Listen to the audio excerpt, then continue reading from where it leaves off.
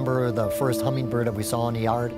He had these canna lilies that were left by the previous owners, and seeing this hummingbird sitting on the top of a flower really created interest in hummingbird, and that was quite a while ago.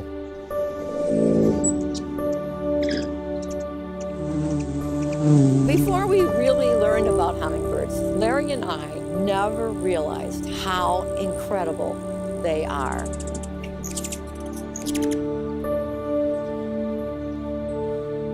We were both teachers. I was a physical education teacher and a coach, and my wife was a science teacher. And we were always very interested in nature.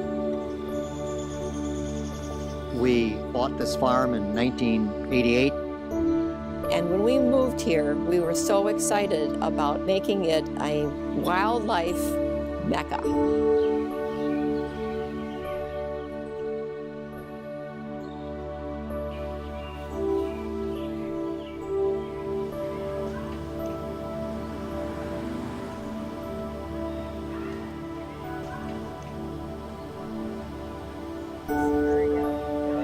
We've been feeding hummingbirds for about 17 years. When we met, Michael was very interested in hummingbirds. He said, I used to have them at a home where I lived, and I'm really interested in attracting them to our yards. We went to buy a feeder at the store, and the man who owns the store said, well, where do you live? And we told him. Said, well, you live in the city of Madison. You'll never be able to attract hummingbirds. You're just too much in the city. So we sought out to prove him wrong. We didn't see any hummingbirds until early August. And then we looked out one day and we saw 2 hummingbirds, and that's what started the whole thing. We didn't have a garden at that point or any other feeders. From that summer on, we were hooked.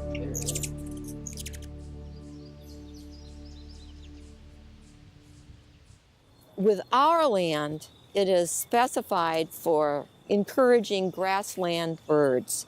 And the idea of it was, from the federal government's viewpoint, where farmers could not cultivate all of their land, but preserve it in a way that would be good for wildlife. Unfortunately, when the price of beans and corn went up, more than 20 million acres were taken out of CRP and converted to beans and corn. More and more land is being developed and less habitat for birds, so that was our main reason to provide a place for wildlife.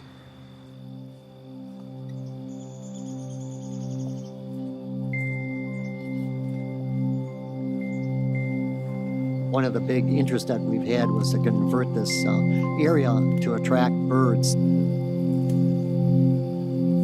We put out a feeder or 2, and we seem to be attracting hummingbirds, and planted more and more plants that will bring in hummingbirds, whether it's flowers or shrubs or whatever it may be. So now we are an oasis for wildlife.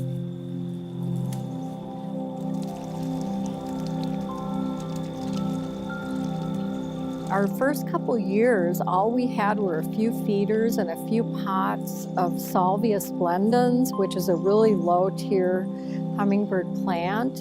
And as we became more involved, we found out about other plants that were like magnets for hummingbirds. Flowers that hummingbirds like tend to be unfragranced, because the fragrant flowers attract insects. So the most important thing is to never use insecticides in your yard to kill those small insects, because first of all, you could be also killing hummingbirds. Second of all, they need protein just like mammals do. So they depend on both small soft-bodied insects and nectar. So what we always recommend is to get some Cupvia, David Verity, and Salvia granitica to put into those pots. And then when you pair with 2 hummingbird feeders, you really have created a habitat for hummingbirds. So it can start very small and even stay very small.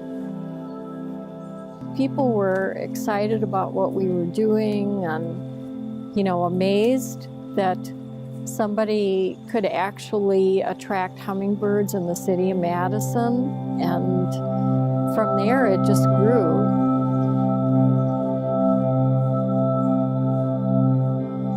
Hummingbirds innately like the edges of forested areas. They can be comfortable around people, but they're very solitary birds. Every bird is incredible, but hummingbirds are particularly extraordinarily incredible. And everybody immediately looks at them and sees them fly, and they look like a bug. They're very, very territorial. You can move feeders further apart, but it's just in their nature. You know, there's a bander in Arizona who calls them winged warriors, and she's absolutely right about that. So you begin to watch the hummingbirds, you see how often they come to the feeders or how often they nectar on different flowers and flowers that most attract them, or interaction between various hummingbirds. There is no other bird that can even come close to it. The hummingbird can hover like a helicopter. And then the rest of the body, the way you learn about how they get food and catch bugs, they just really, truly are amazing. When they fly, they are just burning up their fats they have stored. And when they get to the Gulf of Mexico, go hours, maybe longer, before they can stop and eat again. So their weight gain is really important, and that's what they're doing when they stop on your yard and they're drinking out of the feeders. And that's why providing extra sources of nectar is really important.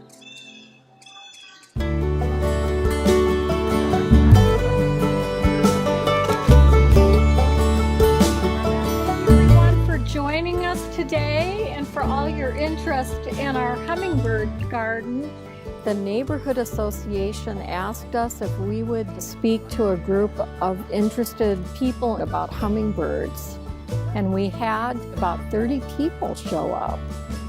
We only wish that we could get more young people interested in birds, so we've been trying to expand what we're doing into schools and groups of young people. So I think, you know, youth is definitely our future.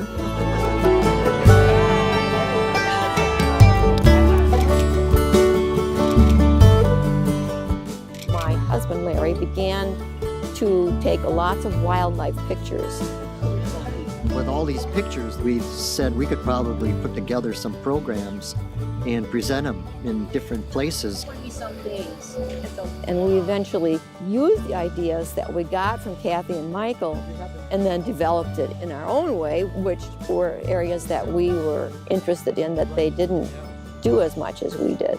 We like to think that we inspired them to do what they're doing in terms of hummingbird education.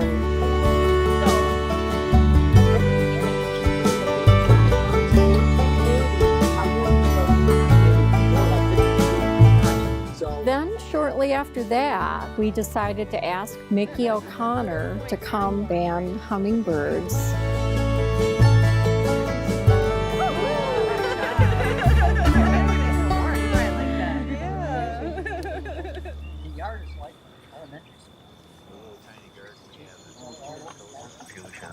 This year in the monarchs, and I've got some with the Groves, I would say, are 50%. We need to learn more about what's going on with hummingbirds in the state, and our project is to get bans at as many hummingbirds as we can, so we can start looking at longevity records for Wisconsin's hummers. We can learn more about their migration routes. So we're just hoping to get a good baseline of data going for future studies. Patch your male, no gorget feathers. It was a very exciting moment for us to see the very first hummingbird banded in our yard. There's a certain legitimacy when you have somebody banding hummingbirds in your state, because then you can start to document what you really have in terms of hummingbirds. Look at that beautiful emerald. The predominant species here is ruby-throated hummingbirds. They have quite an extensive range. It goes up into Canada. Okay, ready? Fly it. And they have really strong site fidelity. And so all our sites we're visiting on or close to the same day each year. And we caught a few birds that were banded years prior. It's fascinating to me that these birds travel so far and then come back to the same site year after year after year. It's just, it's incredible. We were very fortunate to band an adult female rufous hummingbird in Fort Atkinson. And 3 weeks later, she was recaptured in North Carolina by another bander. 4.14, she's a good weight. 4.14. We take wing measurements, we measure the bill, the tail, get a weight, of course, and just assess the overall health of the bird. She's bigger. They maintain their weight. The measurements that she makes as the weeks pass, how she'll catch a hummingbird that she caught 2 days before and it's already gained all this weight in your yard. Most of the birds we capture here are around the 3-gram weight limit, but to give you an idea, when they get down to the coast and they're going to make that journey across the Gulf, they can weigh 6-7 grams. They're super fat. I don't know how they get off the ground, but they need that fat to get them over the water. This time of year, in August through September, you'll see a large number of birds because all the offspring, the hatchers, are out and about and they're fueling up for migration. It's a 600-mile journey, and it's nonstop. If they stop, they'll perish. Typically, the males head back first, followed by the females, and then the youngsters go. Probably takes them about 30 hours to cross, and the hatchers are not following their parents. It's one of those incredible things in nature where it's built into their DNA. They just know where to go.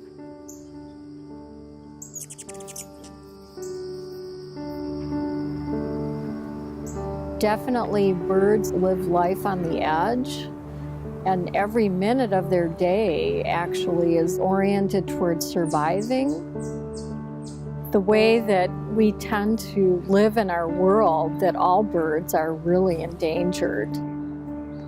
So many species of our native birds, our neotropical birds, the birds that come here in the summer to breed, go south for the winter, are endangered and declining. It's becoming a serious problem. And the more you learn about birds, the more you realize that the reason that they're declining is because of what we are doing as human beings.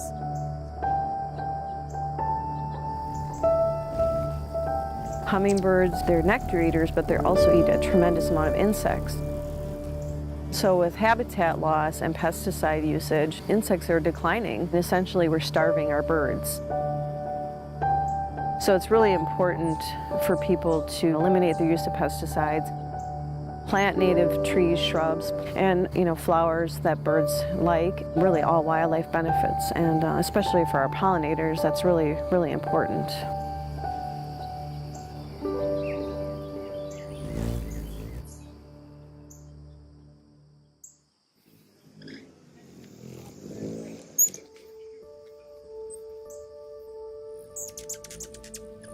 Hummingbirds are part of our natural world, and we've just come to enjoy their whole life cycle a lot more as the years have gone on.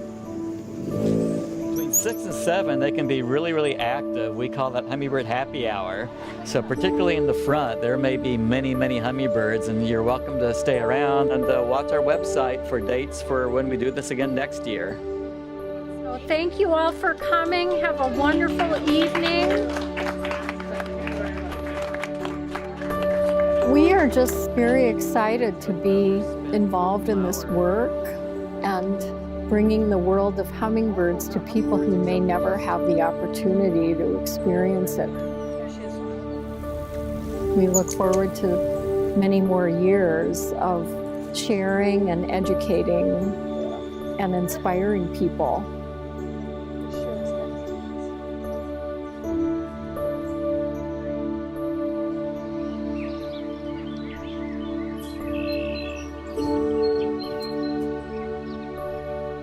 Well, we feel like we've really accomplished something by bringing in all these migratory birds. We never know what birds are going to be in our yard, so it's very gratifying to have developed this property to attract all this wildlife.